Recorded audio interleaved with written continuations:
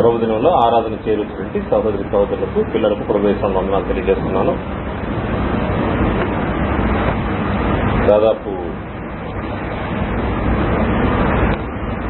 4 వారాల తర్వాత మరలా సమాజంగా కూడుకునే అవకాశం మనకు కలిగింది. దేవుని కృపను బట్టి ఈరోజు మనం మరలా సమాజంగా దేవుని ఆరాధించే దానికి అవకాశం కుదిరింది. గత ప్రభుదినాల్లో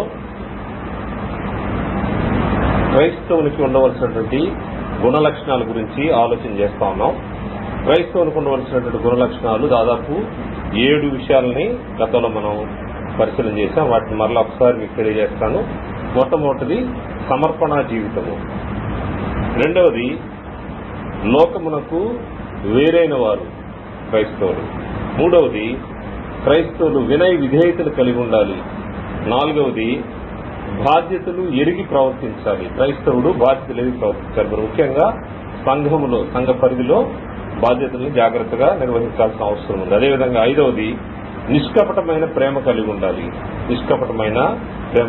ఆరవది చెడ్డదాన్ని అసహించుకుని మంచిదాన్ని హత్తుకుని ఉండాలి.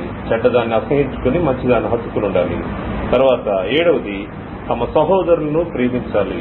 ఈ విషయాలను మనం గతంలో పరిశీలన చేశాము. ఈరోజు ఇంకొన్ని విషయాల్ని గ్రంథం నుంచి పరిశీలన చేస్తాము. రోమపత్రిక 12వ అధ్యాయంలో విషయాలనే మనము ఆలోచన చేస్తా ఉన్నాము. రోమపత్రిక 12వ అధ్యాయము మొదటి నుంచి మనము పరిశీలన చేస్తూ ఈ 7 విషయాలను మనము గమనించాము. ఈరోజు రోమపత్రిక 12వ అధ్యాయము 10వ వచనంలో మధ్య భాగం నుంచి ఘనత విషయంలో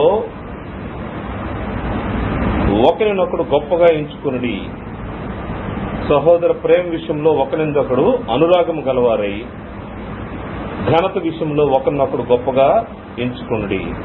క్రైస్తవులు తమ సహోదరుని యోగ్యునిగా ఎంచాల్సిన అవసరం ఉందని గ్రంథం తెలియజేస్తా ఉంది. ఒకరినొకడు గొప్పగా ఎంచుకునుడి. నాకంటే నా సహోదరునికి ఎక్కువ తెలుసు, లేకపోతే దేవుని పక్షంగా తను యోగ్యుడైన వాడు అనే విషయాల్ని గ్రంథము హెచ్చరిక చేస్తా ఉంది. యోగ్యుడు అంటే నాకంటే మన సహోదరుని ప్రేమించే విషయంలో ప్రేమ గురించి ఆలోచన చేశాము. యోగ్యత అంటే తను జరిగించే పని విషయంలో మనము ఏకీభవించి తనని యోగ్యునిగా ఎంచి తన మాట వినాల్సిన అవసరం ఉందని గ్రంథము హెచ్చరిక చేస్తోంది. ఫిలిప్పీ పత్రిక 2వ అధ్యాయము మొదటి నుంచి చూస్తే, ఫిలిప్పీ పత్రిక 2వ అధ్యాయం మొదటి నుంచి, కావున క్రీస్తునందు ఏ హెచ్చరికైనను, ప్రేమ వలన ఆదరణైనను, ఆత్మయందు ఏ సహవాసమైనను, ఏ దయారసమైనను, వాత్సల్యమైన ఉన్నయెడల మీరు ఏక మనస్కులుగా ఉండునట్లుగా ఏక ప్రేమ కలిగి ఏక భావం గలవారుగా ఉండి ఒక్కదాని యందే మనసుంచుచు నా సంతోషమును సంపూర్ణం చేయుడి. కక్ష చేతనైనను వృధాస్యం చేతనైనను ఏమీ చేయక వినయమైన మనస్సు గలవారై ఒకరినొకడు తనకంటే యోగ్యుడని ఎంచుచు మీలో ప్రతివాడును తన సొంత కార్యములు మాత్రమే కాక ఇతరుల కార్యములు కూడా చూడవలెను. కక్ష చేతనైనను వృధాస్యం చేతనైనను ఏమీ చేయక, ఒక సహోదరుని విషయంలో ఎలా ఉండాలంటే కక్ష చేతనైనను వృధాస్యం చేతనైనను ఏమి చేయక సహోదరుని పట్ల వినయ మనస్సు కలిగి ఉండాల్సిన అవసరం ఉంది. ఏమని చెప్తా ఉందంటే గ్రంథం అక్కడ, వినయమైన మనసు గలవారై ఒకరినొకడు తనకంటే యోగ్యుడని ఎంచుచు. ఇది క్రైస్తవునికి ఉండవలసినటువంటి గొప్ప లక్షణము.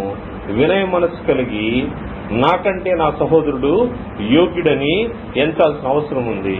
అంత మాత్రమే కాదు, నా పనులు మాత్రమే నేను చక్కబెట్టుకున్న వాడిని కాకుండా నా సహోదరుని పనులు కూడా ఆలోచన చేయాల్సిన అవసరం. మీలో ప్రతి వాడును తన సొంత కార్యంలో మాత్రమే కాక ఇతరుల కార్యములు కూడా చూడవలను. క్రైస్తవునికి ఉండవలసినటువంటి లక్షణాలు ఇవి. తనకంటే తన సహోదరుని యోగ్యునిగా ఎంచాల్సిన అవసరం ఉంది. తన సహోదరుని యొక్క కార్యములు కూడా చూడాల్సిన అవసరం ఉంది.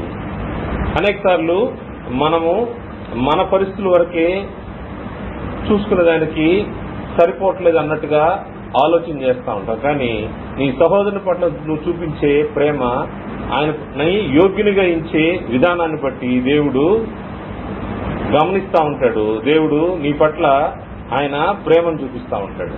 ఎప్పుడైతే నువ్వు నీ సహోదరుని యోగ్యునిగా ఎంచుతావో అది క్రైస్తవునికి ఉన్నటువంటి గుణ లక్షణాలు.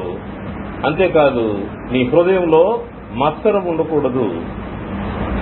హృదయంలో మత్సరం ఉండకూడదని గ్రంథము హెచ్చరిక చేస్తుంది. నీ సహోదరుడు పట్ల నీకు మత్సరం ఏర్పడకూడదు. మత్సరం ఏర్పడితే ఏమవుతుందంటే అది నిన్ను పాపంలోనికి తీసుకెళ్లిపోతా ఉంటది.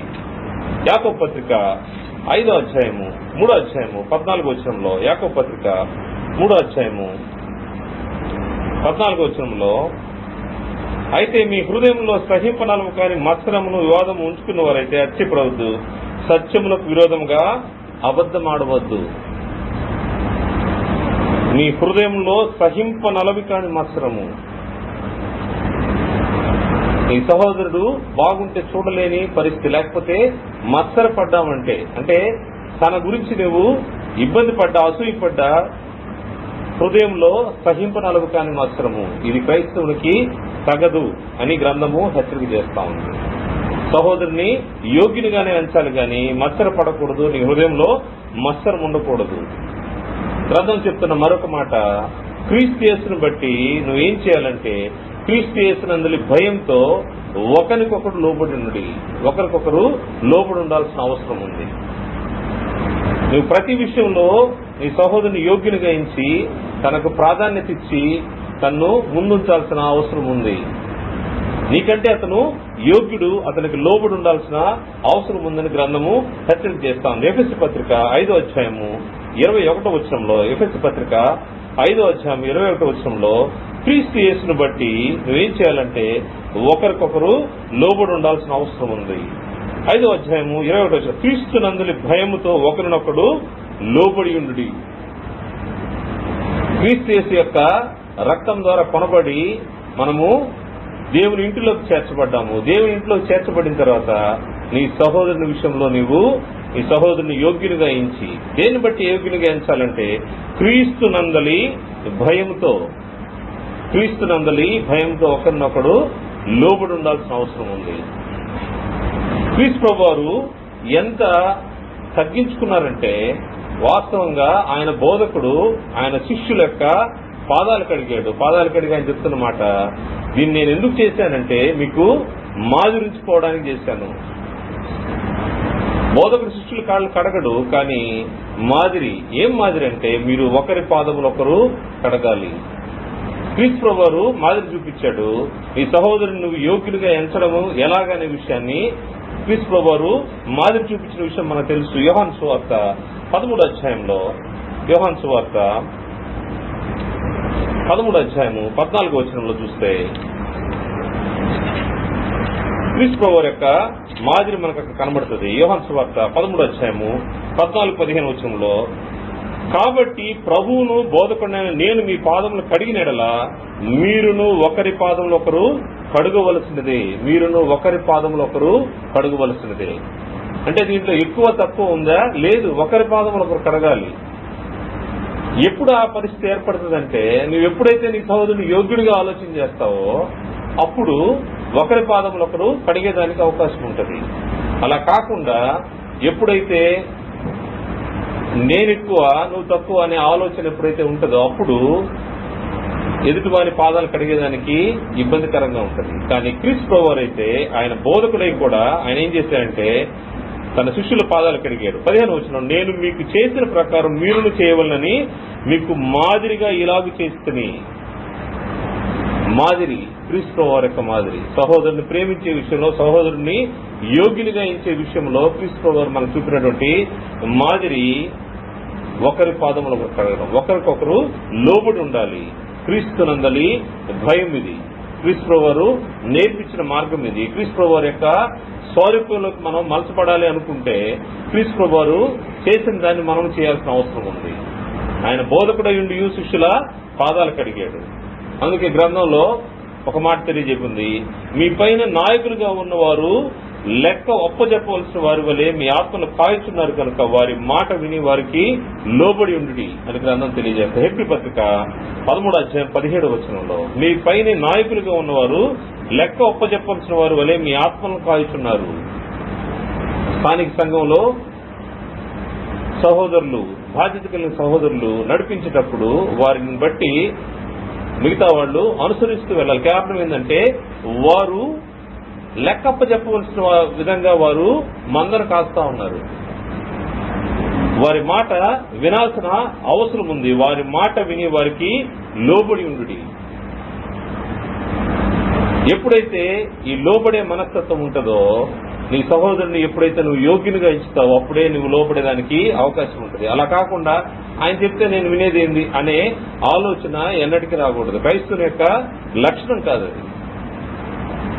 క్రైస్తవుని యొక్క గుణ లక్షణాలను ఆలోచన చేస్తే క్రైస్తవులు తన సహోదరుని యోగ్యునిగా ఎంచుతా ఉంటారు. మరి ముఖ్యంగా పెద్దలు ఏర్పడిన సంఘాల్లో పరిస్థితిని ఆలోచన చేస్తే బాగుగా పాలన చేయ పెద్దలను తిమోతి రాసిన మొదటి పత్రిక 5:17 తిమోతి రాసిన మొదటి పత్రిక 5:17 బాగుగా పాలన చేయ పెద్దలను విశేషముగా వాక్యమందును ఉపదేశమందును ప్రయాసపడు వారిని రెట్టింపు సన్మానముకు పాత్రలుగా ఎంచవలను. రెట్టింపు సన్మానము, యోగ్యులుగా ఎంచాలి సహోదరుని.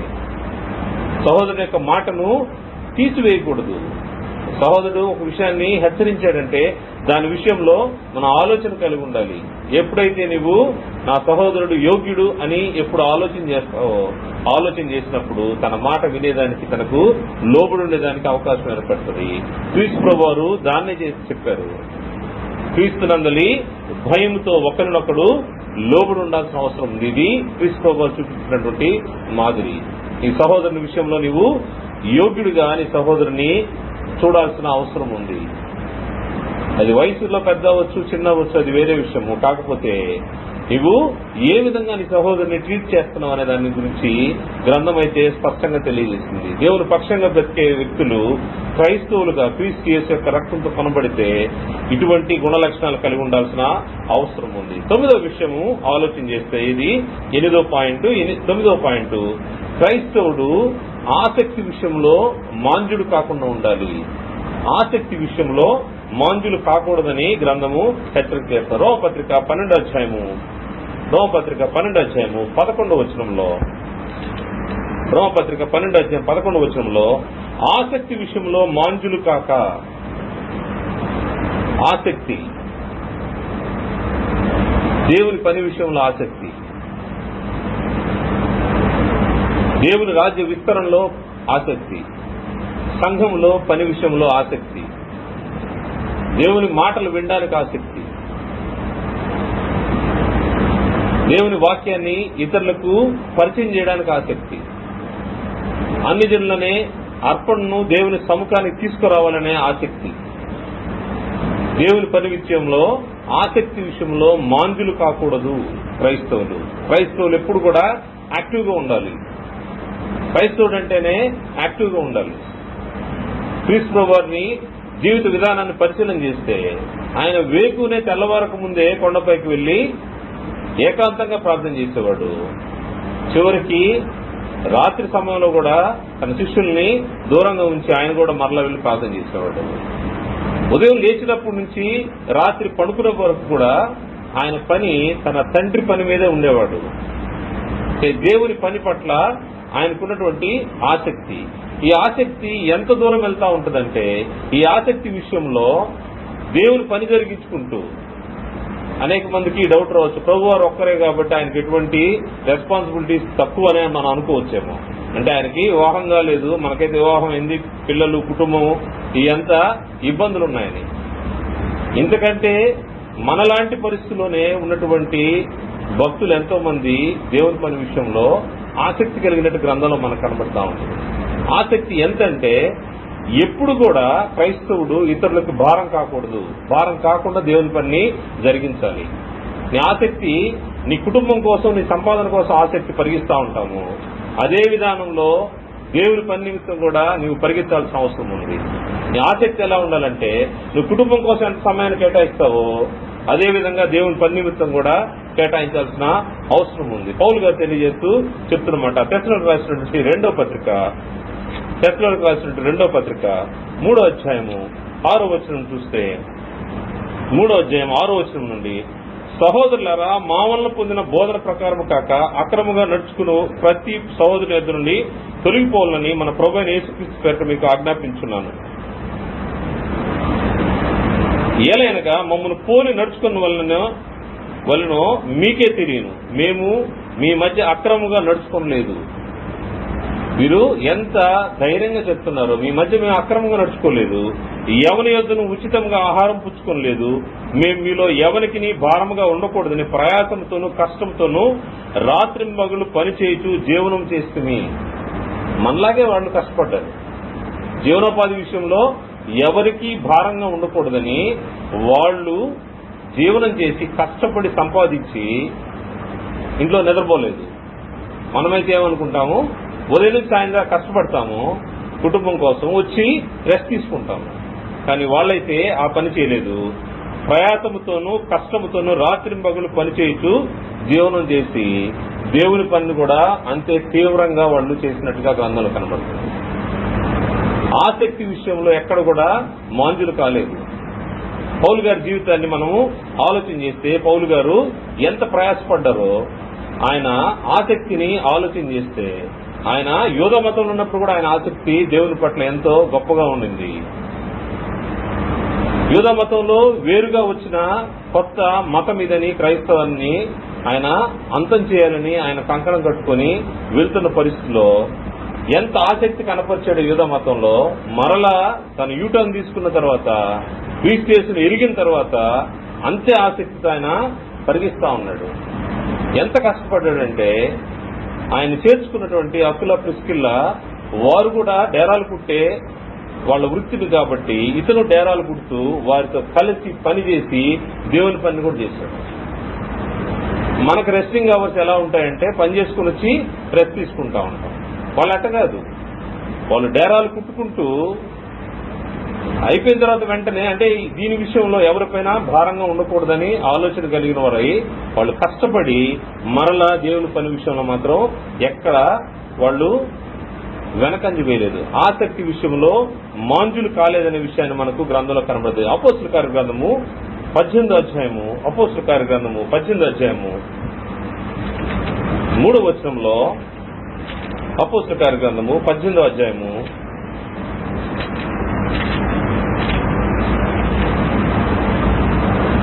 3వ వచనంలో, వారు వృత్తికి డేరాలు కుట్టేవారు. ఇది అకుల ప్రిస్కిల్ల గురించి తెలియజేస్తూ మొదటి నుంచి చూద్దాం. అటు తర్వాత పౌలు ఏథెన్స్ నుండి బయలుదేరి కొరింథునకు వచ్చి పొంతు వంశీయుడైన అకుల అని ఒక యూదుని అతని భార్య అయిన ప్రిస్కిల్లను కనుగొని వారి ఎద్దకు వెళ్లాను. యూదులందరూ రోమా విడిచి వెళ్లిపోవాలని క్లౌదీ చక్రవర్తి ఆజ్ఞాపించిన వారు ఇటలీ నుండి కొత్తగా వచ్చిన వారు వృత్తికి డేరాలు కుట్టువారు. పౌలు అదే వృత్తి గలవాడు కనుక వారితో కాపురముండెను. వారు కలిసి పని చేయుచుండిరి. డేరాలు కుట్టుకుంటూ దేవుని పని కూడా జరిగించారు. ఎక్కడ కూడా ఆసక్తి విషయంలో మాంజులు కాలేదు. వీరు అవసరాల నిమిత్తము ఎంత కష్టపడ్డారో తెలియజేస్తూ 20వ అధ్యాయంలో, అపోస్తలుల కార్యగ్రంథము 20వ అధ్యాయము 34వ వచనంలో పౌలు గారు తెలియజేస్తున్నాడు. 33, 34 ఎవని వెండినైనను బంగారంనైనను వస్త్రములనైనను నేను ఆశింపలేదు. నేను ఆసక్తి ఎలా ఉందంటే దేవుని పని కోసం సొంతగా పనిచేశాడు తప్పితే ఎవరిది ఆశించలేదంట. నా అవసరం నిమిత్తము నాతో ఉన్నవారి నిమిత్తము ఈ నా చేతులు కష్టపడినవని మీకే తెలియను. ఆసక్తి, దేవుని పని విషయంలో ఆసక్తి. తన జీవనోపాధి జరిగించుకుంటూ మరలా వచ్చి దేవుని పని జరిగిస్తా ఉన్నాడు. ఇంత మాత్రమేనా అంటే కాదు. వీరి ముందున్నటువంటి సవాళ్ళన్నింటిలో ఎక్కడ కూడా వెనుకంజ వేయలేదు. ఆసక్తి అంటే ఎలా ఉంటుందంటే, ఒక మనిషి ఏదైనా కొత్తదాన్ని జరిగించేటప్పుడు ఆ ఇంట్రెస్ట్ వేరుగా ఉంటుంది, ఆ జీల్ వేరుగా ఉంటుంది. కొత్తది కాబట్టి దాని గురించి ప్రయాసపడుతూ పరిగిస్తూ ఉంటాడు.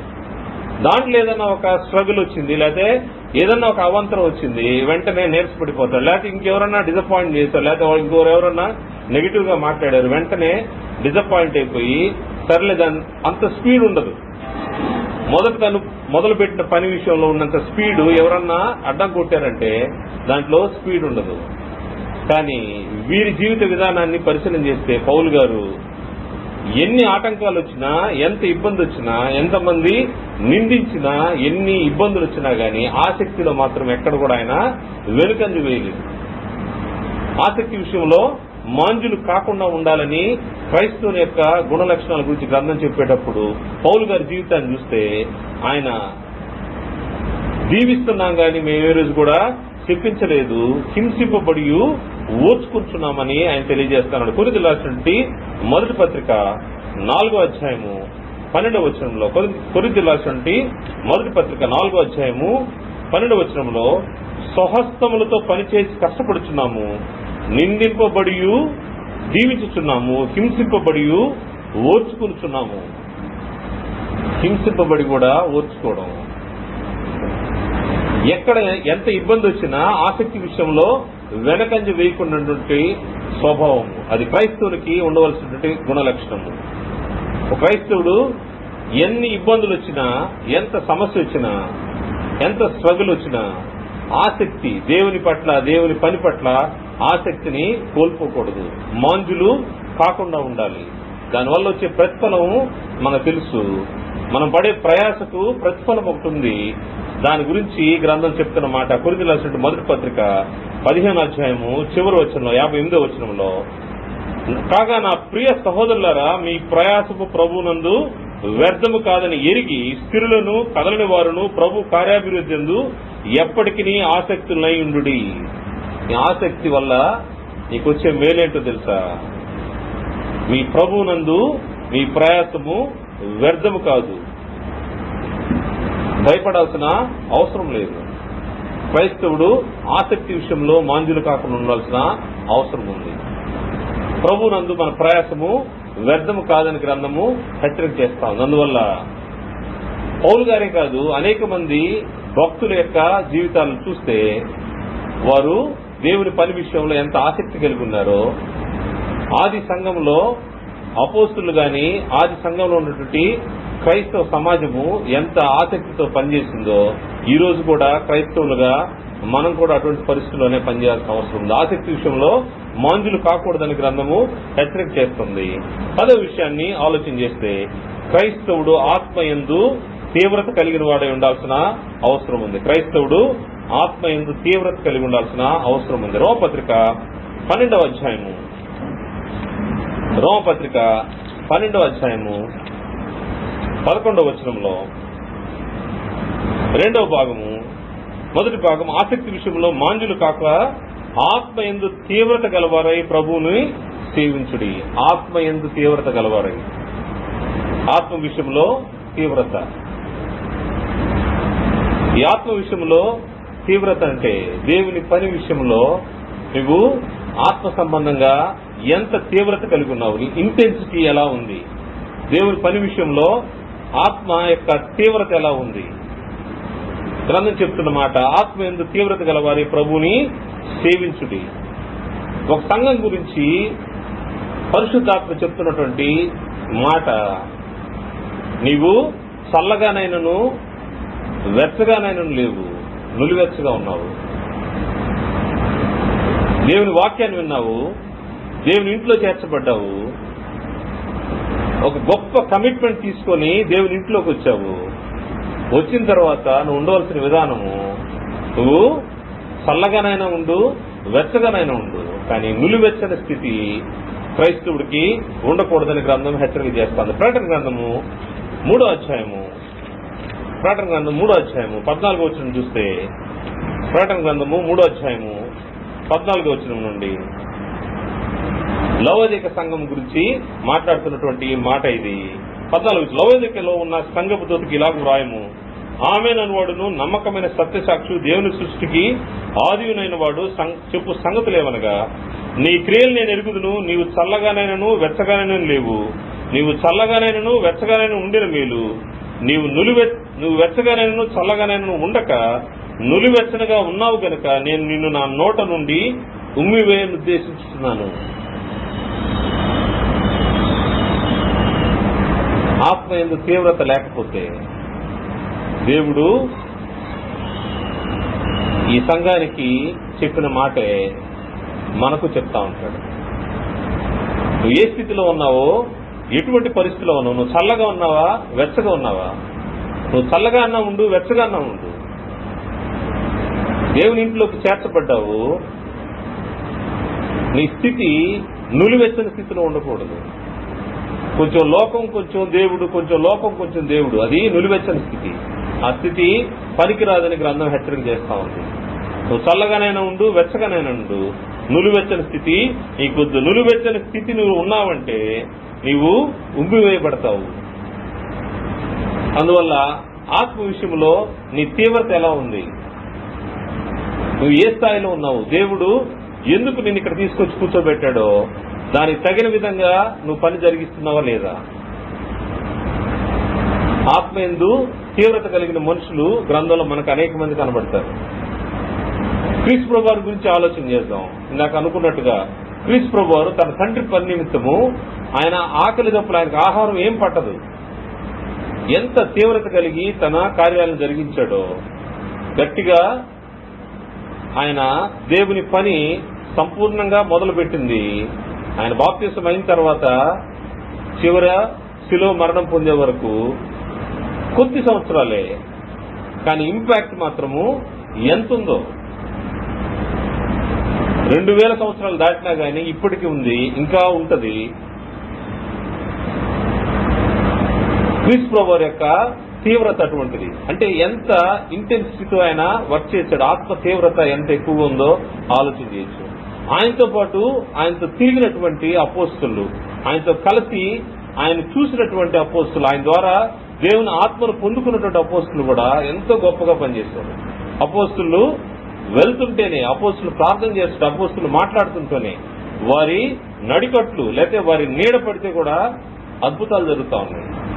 దేవుని కోసము, దేవుని పని నిమిత్తము అంత తీవ్రత కలిగినటువంటి వారు యోహాను, పేతురు యోహానులు, అదేవిధంగా అపోస్తుల పౌలు, మన తెలుసు స్టెఫను, ఆత్మ తీవ్రత గలవాడై హిస్టరీని ఒకసారి మళ్ళా వాళ్ళ ముందు అంతా చూపించాడు. ఒకసారి వాళ్ళు ముష్కరులు అనే విషయాన్ని స్పష్టంగా వాళ్ళ ముందు చెప్పినప్పుడు తట్టుకోలేక మరెక్కువగా రాళ్లతో ఆయన కొట్టి చంపారు. దేవుని పని జరిగించిన వాళ్ళు పౌలు గారు. ఈ విధంగా మనకు ఆత్మ తీవ్రతతో పనిచేసిన వాళ్ళు అనేక మంది మన గ్రంథంలో కనపడతా ఉంటారు. క్రైస్తవులు ఆత్మ తీవ్రత కలిగి ఉండాలి, చల్లారినటువంటి పరిస్థితిలో ఉండకూడదు, లేకపోతే ఆరిపోయే పరిస్థితిలో ఉండకూడదు. దేవుడు క్రీస్తు యేసు ద్వారా రక్షించిన తర్వాత, బాప్తిస్మం అనే కార్యక్రమం అయిన తర్వాత, పరిశుద్ధాత్మ అనే వరాన్ని నీకు ఇచ్చిన తర్వాత, పరిశుద్ధాత్మ నీలో నివసించేటప్పుడు పరిశుద్ధాత్మ తీవ్రత కలిగిన వారమై ఎప్పుడు కూడా వెలిగించబడినట్టుగా, ఎప్పుడు కూడా ఎన్లైట్ అయ్యి మనము ఎలా ఉండాలంటే యాక్టివ్గా ఉండాలి. ప్రతి విషయంలో క్రీస్తు యేసు యొక్క శిష్యులుగా లేకపోతే దేవుని కుమారులుగా మన పనిని ఎంత తీవ్రంగా జరిగించాలంటే ఆత్మ మనలో ఉన్నాడు. పరిశుద్ధాత్మ మనలో ఉండేటప్పుడు దానికి తగిన కార్యాలు జరిగించాల్సిన అవసరం ఉంది. ఆరిపోయినట్టుగా ఉండకూడదు, లేకపోతే పరిశుద్ధాత్మను ఆర్పే కార్యాలు జరిగించకూడదు. క్రైస్తవులకు ఉండవలసినటువంటి గుణ లక్షణాలు అవి. క్రీస్తు యేసు పక్షంగా బ్రతికినటువంటి వ్యక్తుల గురించి మనం ఆలోచన చేస్తే హెబ్రీ పత్రిక 11వ అధ్యాయంలో విశ్వాస వీరుల యొక్క జాబితా మనకు కనబడుతుంది. వారి గురించి తెలియజేస్తూ వారు ఏ విధంగా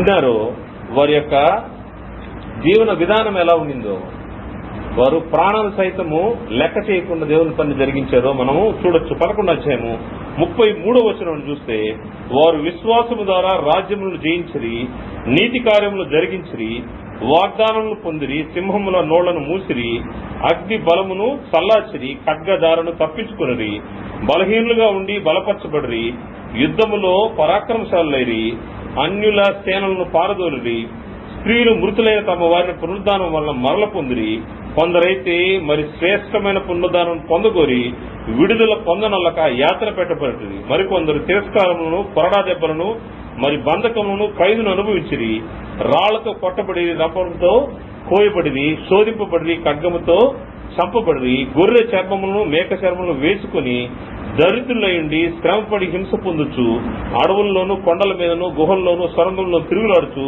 సంచరించిరి. దేవుని కోసము పడినటువంటి ఇబ్బందులను ఆలోచన చేస్తే వారు ఎంత ఆత్మ తీవ్రత లేకపోతే దేవుని పని విషయంలో అంత భారం కలిగి ఉంటారు.